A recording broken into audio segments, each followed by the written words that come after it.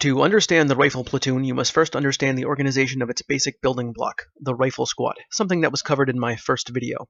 I consider these organization videos cumulative because I don't wish to continually rehash the same information, so I'm making this video with the assumption that you've already seen the previous one. But to briefly refresh, for those of you who are just too lazy or unreasonably pressed for time, the World War II rifle squad consisted of 12 soldiers, led by a squad leader and an assistant squad leader. There were 2 scouts, a BAR team, and riflemen. They constituted a security element, a base of fire element, and a maneuver element. By 1945, these teams were officially dubbed Able, Baker, and Charlie. Early in the war, squad leaders and assistant squad leaders were sergeants and corporals respectively. By 1944, squad leaders were staff sergeants and assistant squad leaders were sergeants, but the rest of the squad remained privates or privates first class. Specific private grades were not glued to any specific roles. It wasn't as if the lead scout was always a PFC and the second scout was always a buck private. Anyone in the squad apart from the leaders could hold either of the private ranks, but promotions were handled at the company level and there were only so many promotions available in the company. Turnover was very high in the rifle squad, so survival was key to promotion. It was common for a private first class who stayed on his feet long enough to become an acting sergeant when an assistant squad leader position needed to be filled. If he survived long enough, he'd eventually get the full promotion, but by then he may already have been an acting squad leader. During World War II, a rifleman with his head on straight could climb the enlisted ladder rapidly. There were replacement NCOs, reinforcements who left the States with a few chevrons on their sleeves, but overseas commanders frankly didn't want them. They felt experience was the best experience, telling Army ground forces they would rather promote from within their organizations than receive their quota of non-commissioned officers. Replacement NCOs arrived overseas as veterans of simulated battles, where they had led squads wearing red or blue cloth bands around their helmets while they fired blanks at other squads. The last time they had live rounds fired in their direction was on the infiltration course. The last time they fired live rounds at an enemy, it was a Type E silhouette target. These guys then had to lead squads that had already been through very real conflict of the highest intensity. Your first thought on meeting your dirty, unshaven squad is these men have all already seen months of combat and each one is better qualified to take over than I, in FM 23-5 Commando. As a former IRTC cadre man, I had these very thoughts when my squad came out of their holes to meet their new fresh from the States squad leader while the company was catching a short rest after pushing the Germans off Mount El Tuzzo in Italy. The platoon sergeant introduced me to the men. He wisely told me to make the acting squad leader my second in command and to accept his advice until I got zeroed in. All members of the squad were armed with a semi-automatic M1 rifle, with the exception of the automatic rifleman who was issued the squad's BAR. And early in the war, the assistant squad leader, who then served as the squad's sole grenadier, was armed with an M1903 Springfield rifle equipped with an M1 grenade launcher. By 1944, following the wide adoption of the M7 grenade launcher for the M1 rifle, the assistant squad leader was issued an M1 and each rifle squad was allotted 3 grenade launchers. You'll notice that I've given launchers to Riflemen 10 and 11 for the purpose of grouping them together in this image, but anyone with an M1 was a potential rifle grenadier, so it would vary from squad to squad. By the end of June 1944, the TO&E of the rifle company was amended to officially include submachine guns and extra BARs, both of which found their way into the rifle squads, but were not organic squad weapons. So while a given squad may have used 2 automatic rifles on a provisional basis, there was only ever 1 automatic rifleman per squad on paper. Anyone interested in more details on the rifle squad can go check out that video.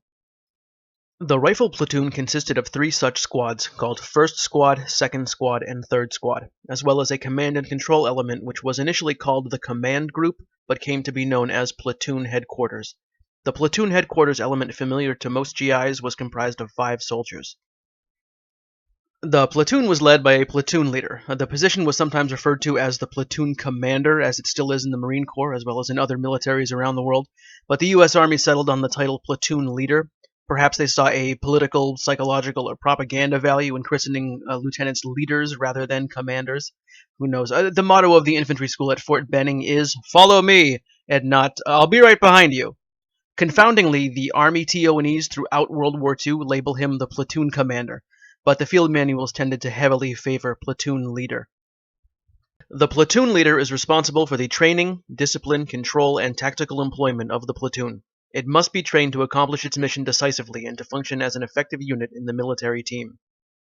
The platoon was the smallest unit led by an officer, either a 1st or 2nd lieutenant. There were 3 rifle platoons in a rifle company, and 1 was commanded by a 1st lieutenant, the other 2 by 2nd lieutenants. There were only 3 1st lieutenant ratings in the company, One was the executive officer, and another was the weapons platoon leader. Therefore, only one rifle platoon leader could hold that rank. So a first lieutenant could have led either the 1st, 2nd, or 3rd platoon, depending on who got the promotion. The platoon leader was armed with an M1 carbine. There it is, the rifle platoon's single allotted carbine. 41 men, 1 carbine. I'll digress for a moment to apologize to anyone who calls it a carbine and bristles at the carbine pronunciation. I don't know if it's an institutional, national, or regional thing, but carbine seems to be the way all the guys who carried one tended to say it. I've heard carbine too many times to say it any other way. I will concede that carbine may be the official way to go, as it's the pronunciation used in all of the training films. Most of you are familiar with the M1 carbine. The carbine is gas-operated, magazine-fed, and air-cooled. Pretty handy, that carbine. Even though it weighs only 5 pounds, it's a killer if you know just when to use it. But I will continue to call it a carbine, like G.I. Joe. Until the adoption of the M1 carbine, platoon leaders were issued pistols. Once these M1911A1s were replaced, there were no longer any pistols allotted to the rifle platoon. Make no mistake, the carbine was a pistol replacement. It wasn't as small or light, but it was easier to shoot, provided longer range, and had a 15-round magazine. It didn't pack the punch of an M1 rifle, though I think tales of its lack of punch are often overstated. It would punch right through a steel helmet, for example. There are cemeteries full of guys who were caught on the wrong side of many supposedly anemic weapons. But it was not envisioned as some sort of assault rifle when it was adopted. Its primary purpose was to give soldiers who had up to that point been issued pistols, a weapon with greater defensive firepower at longer distances. Modern highly mobile maneuver warfare meant soldiers in the rear with the gear could find themselves confronted by enemy forces in a manner dissimilar to previous conflicts. A pistol just didn't cut it anymore. Most carbines, including all carbines in an infantry rifle company, were issued to soldiers whose primary mission was not directly engaging the enemy with it. Ammunition bearers of crew-served weapons, for example.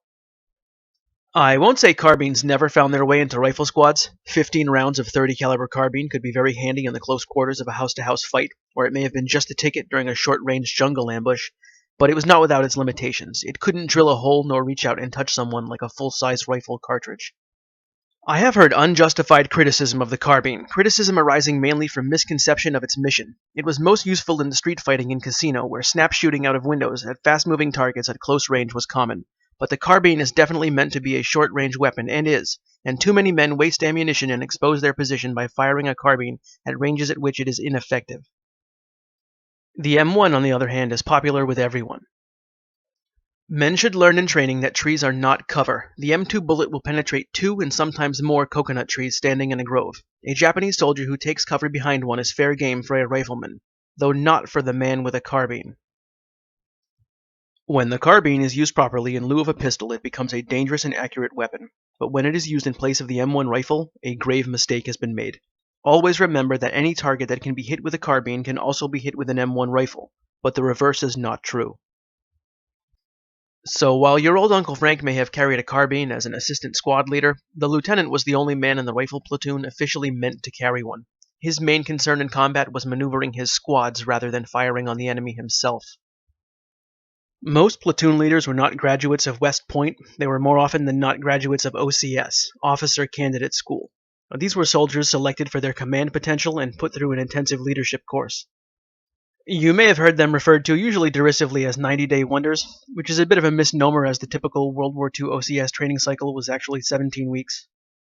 The ROTC had been indispensable early in the war. ROTC is the Reserve Officers Training Corps, which is a program run out of American colleges and universities.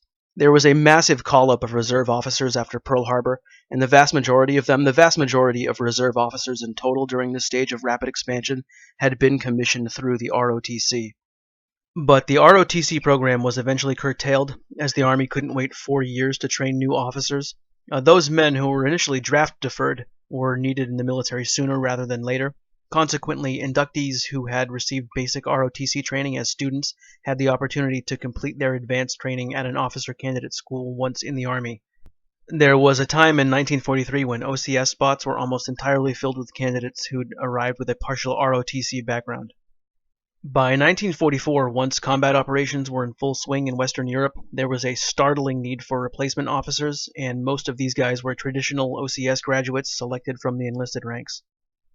Though this video is not about paratrooper platoons, for fans of Band of Brothers, I will mention that Dick Winters was a product of OCS. In fact, it's where he met Lou Nixon. Buck Compton had been in the ROTC while he attended UCLA, but he left to join the Army and received his commission from OCS at Fort Benning. Back then, each branch of the Army had its own officer candidate school. Field Artillery OCS was at Fort Sill, Armor OCS was at Fort Knox, etc. Fort Benning was the home of Infantry OCS. Russ Clore joined the 3rd Division 7th Infantry Regiment as a replacement 2nd Lieutenant. After 4 years of ROTC, he had reported to OCS in June of 1943. His class was one of the last to be trained under the shorter 13-week training cycle. He wrote, "I remember OCS as being one of the most intense episodes of my life, aside from infantry combat, which of course was what it prepared us for. Our determination to successfully complete the program was the primary goal of our young lives. Our TO, tactical officer, jotted down notes about our performance in his little black book, but we were never told how we were doing. Those of us that he decided couldn't hack it were ordered to report to the orderly room without explanation at the end of the next daily morning formation. When we returned to the barracks at the end of the day, the space on the floor where their cot and footlocker had been was bare. It was quite motivational." He went on to write, "I think the Army did a good job with Infantry OCS. The program was carefully planned, well implemented by trained school cadre, and managed by a capable staff of officers. It instilled in the officer candidates an intense need to destroy the enemy and to care for their men. The result was not perfection, but it provided the best possible leadership training in the short time available, while weeding out the unfit and developing good leadership qualities in those who showed promise."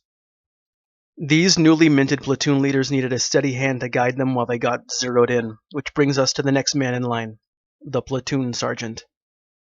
The Platoon Sergeant is second in command. He assists the platoon leader in controlling the direction and rate of movement in the advance. During all operations, he takes post as directed by the platoon leader, so as best to assist in the control of the platoon.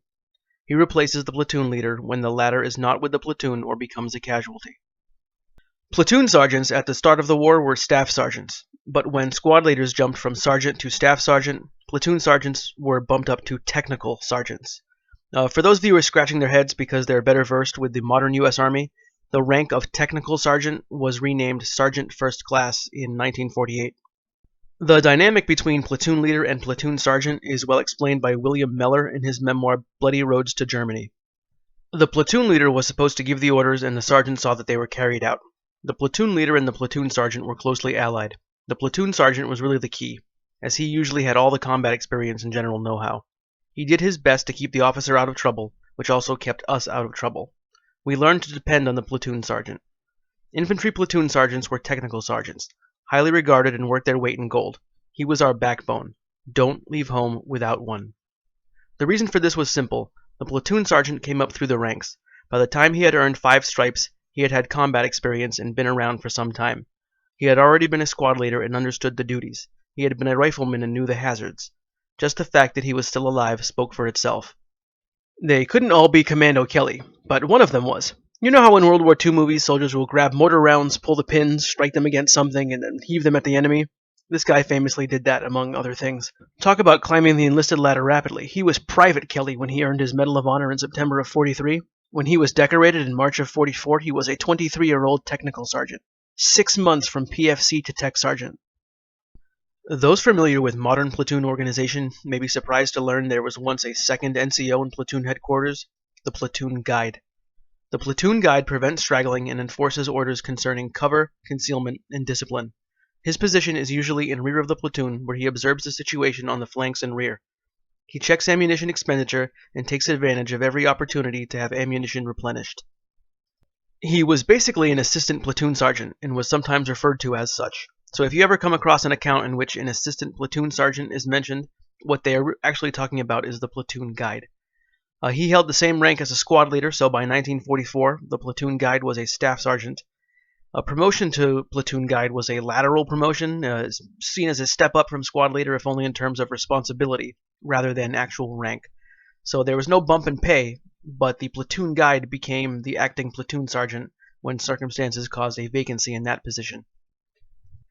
When the idea of doing away with the position, or making the guide a private, was being debated in the pages of the Infantry Journal, a sergeant in the 1st Division wrote in to object. Suppose your platoon sergeant gets hit. Who would take over the platoon and see that the men keep in order? They don't take just any man in the platoon and make him platoon guide. He must know what he was doing, have brains, and how to handle men. There are lots of little things the platoon guide has to do that don't seem very important to a person in a non-combat outfit. The platoon guide was armed with an M1 rifle and an M7 grenade launcher. I mentioned earlier the startling need for replacement officers and just replacements in general. In the ETO, the European Theater of Operations, which did not include Italy, which was part of the MTO, or Mediterranean Theater of Operations, the U.S. Army, not including Army Air Forces, sustained on average nearly 48,000 battle casualties per month, including over 10,000 battle deaths a month. The vast majority of these soldiers were in the infantry companies. George Wilson, who on 12 July 1944 assumed command of the 2nd Platoon and E Company of the 22nd Infantry Regiment, wrote about meeting his headquarters NCOs a month after D-Day. My first concern was my non-coms. Sergeant Chick Reed was the platoon sergeant. The assistant platoon sergeant was Otha Anders. These men had landed on D-Day and had about 1 month's combat experience. I was grateful they were both willing and able to give me a lot of useful pointers on what it was like at the front. At least 4 other officers had already been casualties in my platoon, and only 5 men of the original 40 who landed on D-Day were still assigned. I was lucky to have a few days with my new platoon before going into battle. Later I saw many green lieutenants sent up to take over platoons in the thick of battle. They had no chance to meet any of their men or to find out who the non-coms were. I can't imagine a tougher, more demanding job being thrust upon any young man. The final 2 members of Platoon Headquarters were messengers, both armed with M1s, both privates or privates first class. One messenger usually carried the 536 for the platoon leader, and in case the radio didn't work, they ran messages back and forth on foot. When the company begins its development, one messenger reports to the company commander and one remains with the platoon leader. Messengers were often called runners, as they had been in previous eras. At first I was what they call a platoon runner. What I did there, we had a little walkie-talkie about the size of a carton of cigarettes that kept us in communications with company headquarters and possibly with the other platoons, because there were 4 platoons. And then also I was a runner that took messages if you didn't send a radio. If they wanted to send some word to company headquarters for some reason, and also in the squads and in the platoon, I would go and tell them what the platoon leader told me to, what the latest was, and so forth. This brings us to one of the most important tools of the platoon, the SCR-536. U.S. platoons were unique among the world's armies of the time, as they were all issued with a radio as standard equipment. Well, technically, if you check the TE, these radios were part of a company headquarters organizational equipment, but they were always pushed down to platoon level, and that's what they were for. So, U.S. infantry was capable of routine intra-company wireless communication. The comparatively small 536, smaller than, say, a SCR-300, was not something that you could use to call Eisenhower at chafe. It had limited range, no more than a mile over land line of sight. Manufactured by Motorola, it was a simple push-to-talk radio that a platoon leader used to keep in contact with his company commander, his fellow rifle platoon leaders, and the weapons platoon. Ray Hood recalled, the SCR-536, which was about the size of 2 cartons of cigarettes placed side by side. This radio was supposed to be dependable at distances up to 1 mile. It wasn't, but it served very well, since we normally use it to communicate at distances of 300 yards or less. This makes sense. FM 7-10, the Rifle Company Field Manual, advises that during an attack, an interior company will ordinarily be assigned a zone of action from 200 to 500 yards in width, so well within the performance parameters of this radio. The ability of the rifle platoon leader to communicate directly with the weapons platoon allowed for nearly instantaneous response from the company's mortars, with the platoon leader being able to spot the rounds himself. Relayed through company headquarters or an artillery forward observer, a platoon leader with his lowly handheld 536 could initiate a chain reaction that eventually brought to bear successive echelons worth of artillery support. In fact, it's how Audie Murphy won his 2nd Silver Star on the 4th of October 1944. First Lieutenant Murphy, carrying an SCR-536 radio, crawled 50 yards under severe enemy machine gun and rifle fire to a point 200 yards from strongly entrenched enemy who had prevented further advance. Despite machine gun and rifle bullets that hit as close as a foot to him, First Lieutenant Murphy directed artillery fire upon enemy positions for an hour, killing 15 Germans and inflicting approximately 35 additional casualties. Certain environments, such as the jungle, city, or mountains, could severely limit its range. Captain William H. Harris from the 168th Infantry Regiment probably provided the fairest assessment. The 536 radio works well in some spots. In others, it works very poorly. And if they were being temperamental, you could always try a little percussive maintenance, which worked at least one time. Sergeant Peck pounded our 536 radio on the ground, and it started working. We crawled about 300 yards to the edge of the hill. Our radio worked perfectly, and after a few rounds we had all 4 mortars zeroed in on the different patches of woods. So while reception could be spotty, the 536 was 100% better than the enemy's platoon radios, because those didn't exist, or were considered a real luxury. If a US platoon's radio died completely, then they would be no worse off than a platoon from any other nation. And when the radio did work well, they had a communications advantage. The US considered wireless comms at this level a vital asset to maintain. So many of these sets had been lost or damaged crossing the channel that 1 month after D-Day the reserve stock in theater had completely dwindled, and an immediate request for nearly 5,914 radios was cabled to Washington.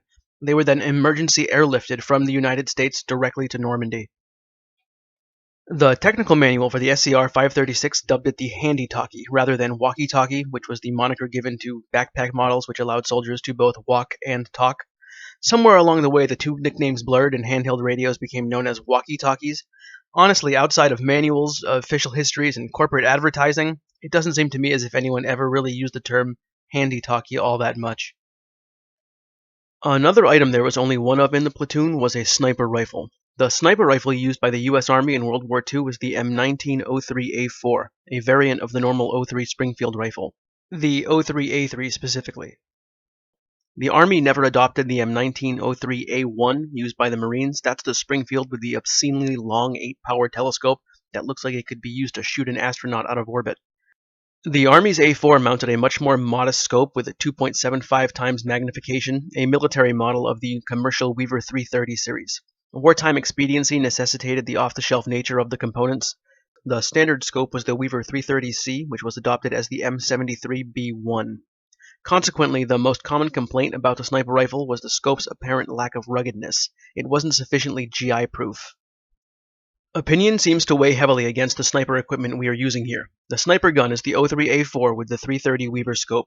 Most of the snipers respect the delicacy with which a scope should be handled and get along all right with it. Others, however, complain that the scope fogs up under weather encountered here, and that ordinary handling under battle conditions results in scope damage. Some officers consider the scope mount satisfactory, but they criticize the scope itself. The commonest physical damage to scopes is breakage of crosshairs. Post reticles have stood up better under battle conditions. A letter to the editors of the same publication printed 5 months later echoed that appraisal. The American soldier must believe in his equipment to use it properly, but too often I've found he doesn't believe in the Model 330 Weaver telescopic sight. Since we first got the scope in this division, that was way back in training, it has had the highest mortality rate of any of our fire control equipment. And to add to our troubles, the instrument mechanics of the Division Light Maintenance Company aren't equipped to repair broken crosshairs and chipped lenses. He goes on to recommend every sniper take the cautions and maintenance hints in TM 9-270 to heart, and offers a brief refresher. 1. Don't leave the scope on the rifle during landing operations. Wrap it in a pliofilm tobacco pouch or a rubber substitute and carry it inside your jacket. You don't need it in the initial phase anyway. 2. Take just as good care of your scope as you do your girlfriend's picture. She'll understand. 3. Don't try to be an ordnance mechanic. If your scope fails you, turn it in. Don't play with it. The 03A4 had no iron sights, but in case your aim was really off, you could still mount a bayonet. For close range, it wasn't unheard of for a sniper to lug around an extra weapon. A sniper in the 99th Division recalling the opening phase of the Battle of the Bulge wrote, "With the enemy coming, I had to move fast. I grabbed 2 rifles, my sniper rifle, a 1903 Springfield with telescopic sights, and my M1. I also grabbed some ammunition, sea rations, backpack, and shovel.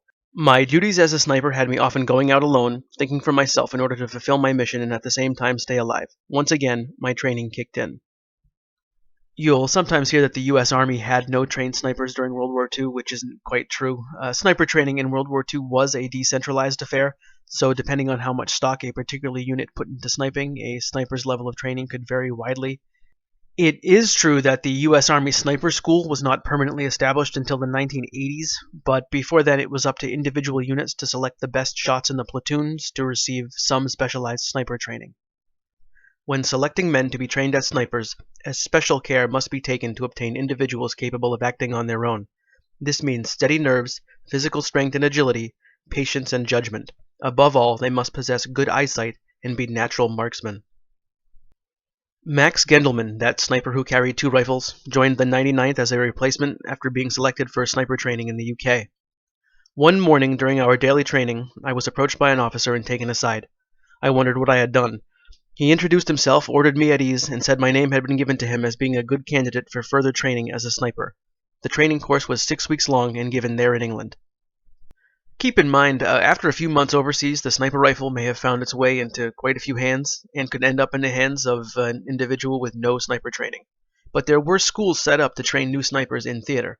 An August 1944 article from the Infantry Journal describes one such school for scouting, patrolling, and sniping.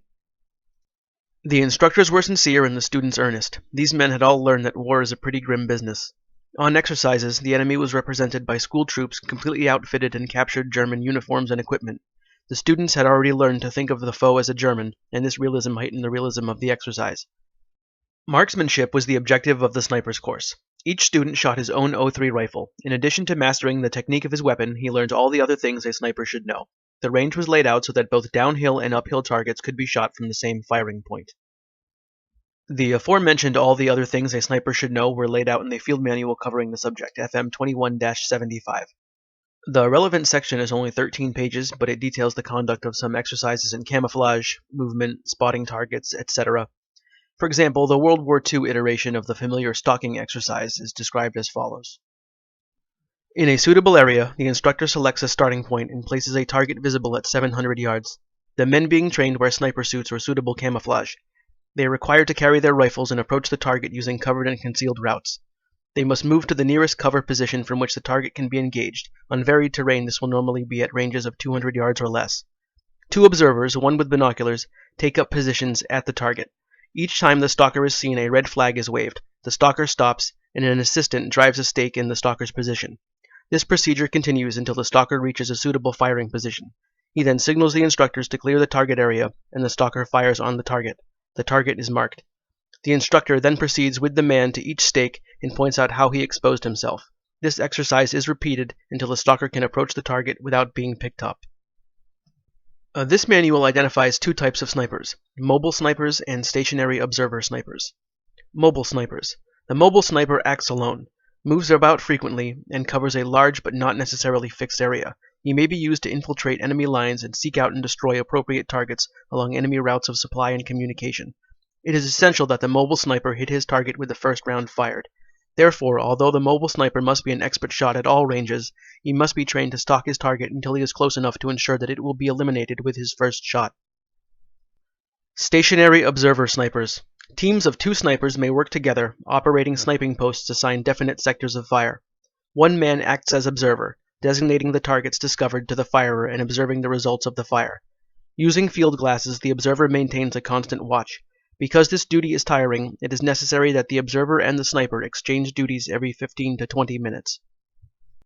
While the M1C, the sniper variant of the Garand, was adopted by the U.S. Army during World War II, delays meant that they never saw combat. Maybe someone got one on VJ Day, but production had only begun in November of 1944, and by the end of the year a grand total of 11 had been made. To put that in perspective, 11,320 M1903A4s had been produced that same year, and that program had ended on June 30th, so that was only half a year's production. So while the M1C is in the late June 1945 TO&E, remember that TO&Es could be aspirational at times. Not imaginary, mind you. There were some forces with chronic widespread supply shortfalls, whose paper organization often bore little semblance to their actual organization.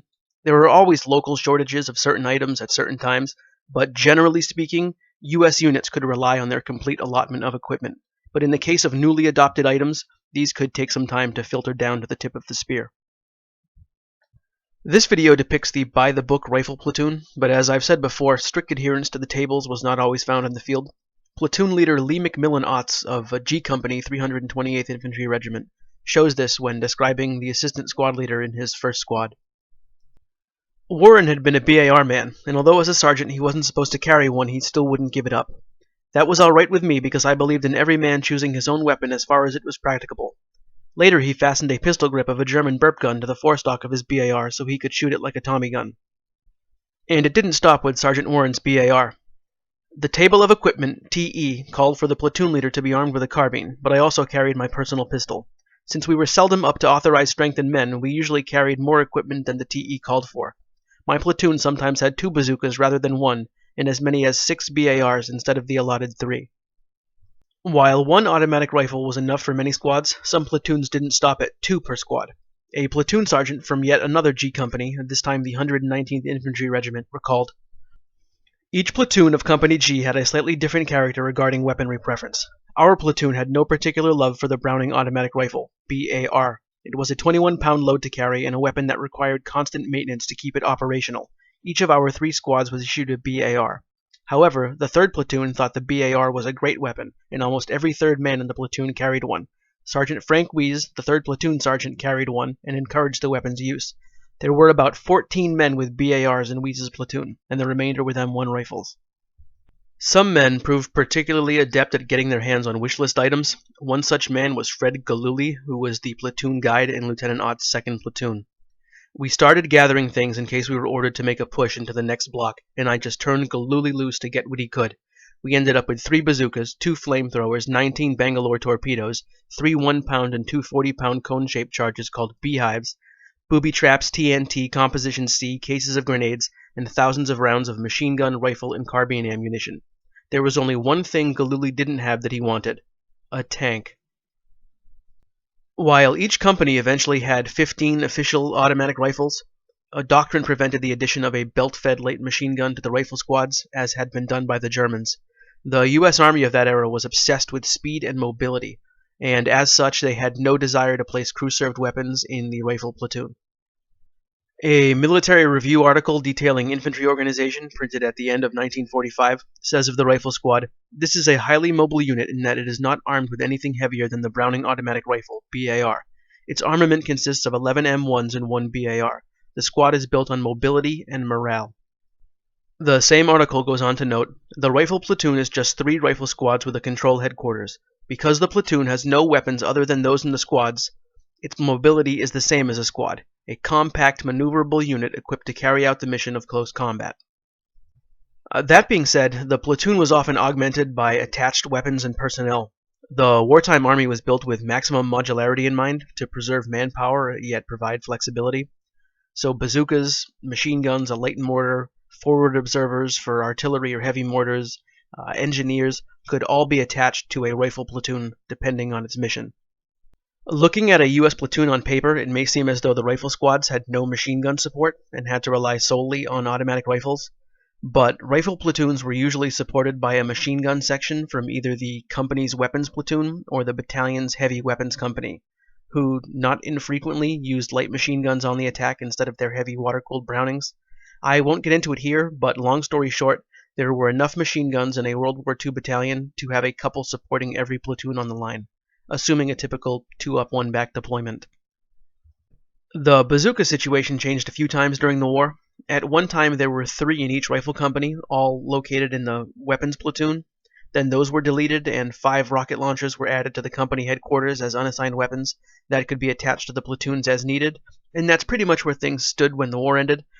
At the 1946 Infantry Conference, held at Fort Benning to help determine the post-war direction of the U.S. Army, a member of the Committee of Organization noted, "We habitually in this last war attached light machine guns and bazookas, 2.36 rocket launchers, to the rifle platoon. As a matter of fact, in the teaching here at the infantry school, both in the offense and defense, the rocket launchers are habitually attached to a rifle platoon. Frequently, the light machine guns are attached to the rifle platoon." So while there was not a belt-fed machine gun in every squad like its German counterpart, and there was not yet a dedicated weapons squad within each platoon like its modern counterpart, the World War II U.S. rifle platoon could still rely on routine anti-tank and machine gun support, but it was non-organic. MGs and bazookas were not a part of the platoon itself, and will be discussed in detail in separate videos. One frequent attachment that I will illustrate in this video is the aid man. Technically, combat medics were part of the company aid group of the battalion medical section, itself a part of the regimental medical detachment. 3 enlisted medics were then attached to each rifle company. The 3 medical department enlisted men serving with the rifle company are known as company aid men. They are attached to the company when it is on the march, in bivouac, and in combat. These company aid men were typically parceled out to the platoons. While they could be thought of as the platoon medic, and were often labeled as such in memoirs or interviews, they were not an organic part of the rifle platoon, though they were more or less permanently attached, at least to the company. Aid men were not part of the rifle company's TO, but they lived with that company in the field. Company aid men are attached to the companies of the battalion on the basis of 1 per platoon. They are all surgical technicians. I've made our medic here a Tech 5 to provide us with an opportunity to discuss technician ranks. Now, everyone watching this has probably seen enough World War II related media to have spotted rank insignia with a letter T under the chevrons. This denotes a technician. For those familiar with modern rank, think of technicians as the specialists of their day. In fact, they were known as specialists until they were renamed technicians early in the war, but they served the same purpose: an increase in pay without a corresponding increase in command authority. For example, a 5th grade technician did not hold the same rank as a corporal, but he was in the same pay grade. The number in the technician rank corresponded with their pay grade. With their 2 chevrons, a T5 may have been addressed as corporal. Well, the medic would have been universally referred to as Doc. But while a T5 may have been addressed as corporal, he was not a corporal. He was a Tech 5 and outranked by a corporal. These technician ranks rewarded soldiers who had specialized or technical skills with additional pay, but not a hard stripe promotion. Medics were armed with a pair of sharp scissors and some pointy safety pins, or equally pointy serrettes of morphine tartrate, but no rifle, no carbine, no pistol, for the most part. On the Western Front, where all combatants were signatories of the Geneva Conventions, medics were usually unarmed. In fact, a medic found carrying a sidearm could find himself subject to a battlefield execution at the hands of his irate captors. Carrying a weapon while wearing a red cross was regarded as underhanded. The Pacific Theater was often the exception, where the Red Cross insignia provided no protection, and some units consequently issued their medics weapons. But generally, medics were unarmed and officially classified as non-combatants. That doesn't mean they never participated in combat-adjacent activities. Buckner, our platoon medic, had been put to work replacing rifle parts and reloading BAR and Tommy gun magazines. He was through with treating the wounded. Even conscientious objector Desmond Doss helped pass a case of grenades up to the infantryman in his platoon once on Okinawa. When the U.S. Army introduced the Combat Infantryman Badge toward the end of 1943, medics were ineligible for the award because they were technically non-combatants. At first this just stung, but it became a real problem in the summer of 1944 when the CIB entitled the recipient to an extra $10 a month. This was obviously infuriating to company aid men who were left out. The fact that we medics are non-combatants seems to be recognized by everyone but the enemy. We dare not display our Geneva Convention flag because it brings mortar and artillery fire down on us. Our aid men can't wear their arm brassards because the brassards make a good target. So the men with the bandages at the front, who took serious risks and faced extreme dangers, saw their pay stay the same, while clerks at battalion headquarters were collecting extra pay because they were infantrymen, whereas medics were not. After outcry from both medics and the line units they patched up, this injustice was corrected with the introduction of the Combat Medical Badge at the start of 1945. While their role was company aidman, as mentioned, their MOS was officially Surgical Technician, SSN 861. Some surgical technicians spent the war in operating rooms with doctors and hospitals. Others ended up in the mud with the infantry in combat. Some people have all the luck. The aidman's task was, unsurprisingly, administering first aid. Their duties are: A. Give emergency medical treatment on or off the battlefield. B. Place casualties in marked protected places to await the arrival of litter bearers. C. Direct walking wounded to aid stations. D. Keep the battalion surgeon informed of the medical situation by means of messages carried back by litter squads or walking wounded. E. Fill out and attach emergency medical tags for the dead when time and the tactical situation permit. The medic was just the first link in a long evacuation and treatment chain which would steward a patient through successive echelons of care, each further and further from the sound of the guns. While he may have had to extricate an immobilized casualty from immediate danger, and he would prepare the wounded for evacuation, the evacuation itself was conducted by other members of the medical detachment. Clearing the field of casualties was the task of dedicated litter-bearer squads. But now we are broadening our scope well beyond the rifle platoon. So at this point I think we've reached the end.